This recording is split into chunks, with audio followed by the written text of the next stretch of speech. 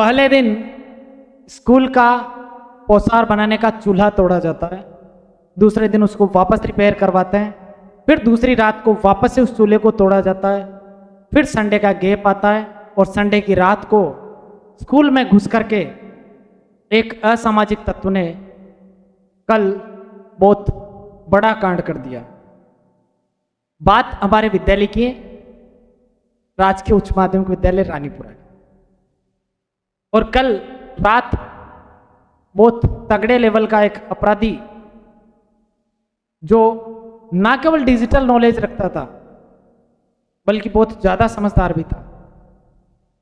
आज सुबह जब मैं स्कूल पहुंचा 7:30 बजे, तो जैसे ही गाड़ी खड़ी करके मैं ऑफिस की तरफ बढ़ा तो ऑफिस के बाहर ही हमारे एक काम करने वाली बाई जी हैं, वो बैठे हुए थे।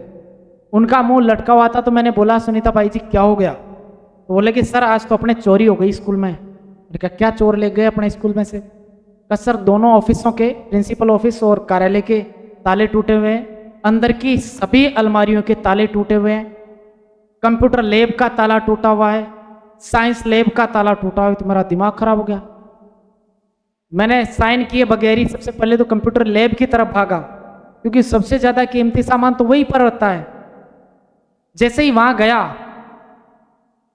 तो कंप्यूटर लैब में लाइट ऑन करते ही मुझे दिखा कि हमारे जो कैमरे वाला जो सिस्टम था पूरा, जहां पर कैमरे मॉनिटर होते थे, वो बंद पड़ा था।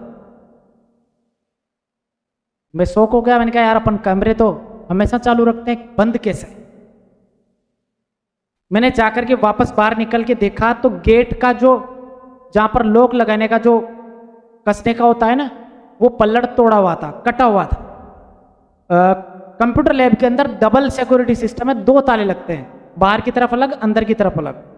दोनों का ही सेम जगह से कटा हुआ था और दोनों ताले साइड में पड़े हुए थे। ऐसा का ऐसा ही हाल उसके बगल वाले कंप्यूटर रूम के जस्ट बगल में जो साइंस लैब है उसका था। और सब जगह की अलमारियां खुली हुई थी।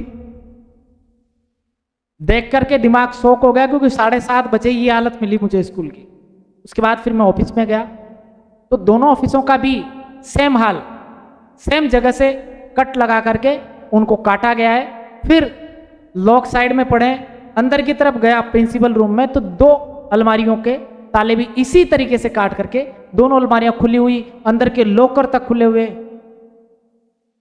फिर मैं अपने कार्यालय रूम में गया, वहां का ताला भी इसी तरीके से कटा हुआ था और अंदर की अलमारी का जो है ताला, वहां का लॉक सिस्टम, उसको भी इसी तरीके से काट करके अलमारी को खोल करके रखा हुआ था।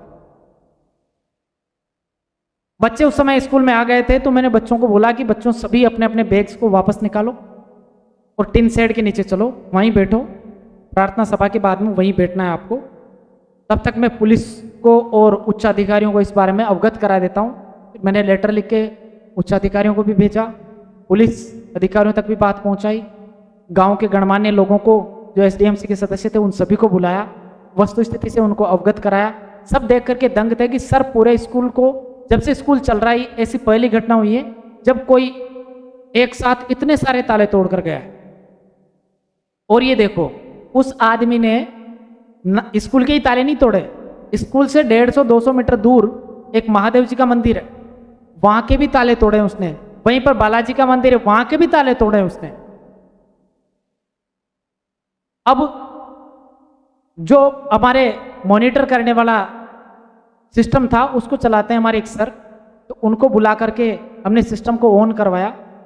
ऑन करवा के देखा तो रिकॉर्डिंग्स जब हमने स्टार्ट करी बैक डेट की, तो उसमें 12:54 के बाद का डाटा बिल्कुल इरेज था, सुबह के टाइम का डाटा आ रहा था।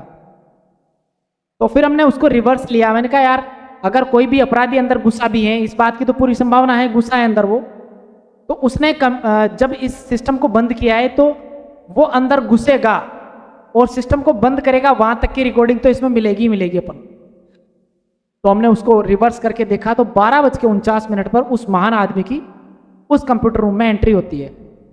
कंप्यूटर रूम में एंट्री होने के बाद में वो आदमी उस एलईडी स्क्रीन को देखता है जहां पर कैमरे ऑन होते हैं, उसको देख करके फिर वो दिमाग चलाता है अपनी जेब से टॉर्च निकालता है, बैटरी लेकर गया है, वो फोन नहीं लेकर गया। टॉर्च निकाल करके सबसे पहले तो जो पैनल चल रहा था उसका स्विच बंद करता है। बंद करने के बाद में उसको लगा कि शायद कैमरे बंद हो गए, लेकिन मशीन में बत्तियां जल रही थी, तो उसको लगा कि यार इसमें कुछ ना कुछ गड़बड़ी है, अभी भी अपनी रिकॉर्डिंग हो रही है। तो वो कमरे में अंदर की तरफ बढ़ा और कैमरे के जस्ट सामने आकर के ऐसे देखने लगा कि यहां पर है कैमरा। अब मेन बात क्या थी, उस अपराधी ने अपना चेहरा स्कार्फ से बांध रखा था। देख करके वापस वहीं पर गया, वो जाकर के उसने सारे स्विच बंद किए। स्विच बंद करके इस पूरी प्रोसेस में उसने 2-3 मिनट ले लिए और फिर वो निकल लिया वहां से और अलग अलग कमरों के ताले तोड़े उसने। पढ़ा लिखा अपराधी है भी गांव का ही, इस बात की भी पूरी संभावना है, क्योंकि बाहर के व्यक्तियों को इस बात की जानकारी नहीं है कि स्कूल में किस जगह पर ऐसा सिस्टम लगा हुआ है जहां से अपन कैमरों को बंद करके चोरी की वारदात को अंजाम दे सकते हैं।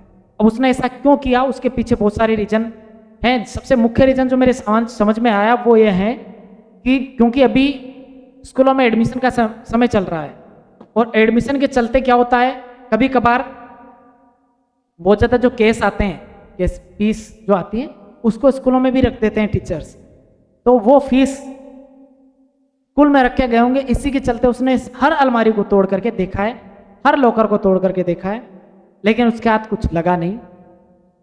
शुक्र ये रहा कि उसने किसी रिकॉर्ड के साथ कोई छेड़खानी नहीं करी।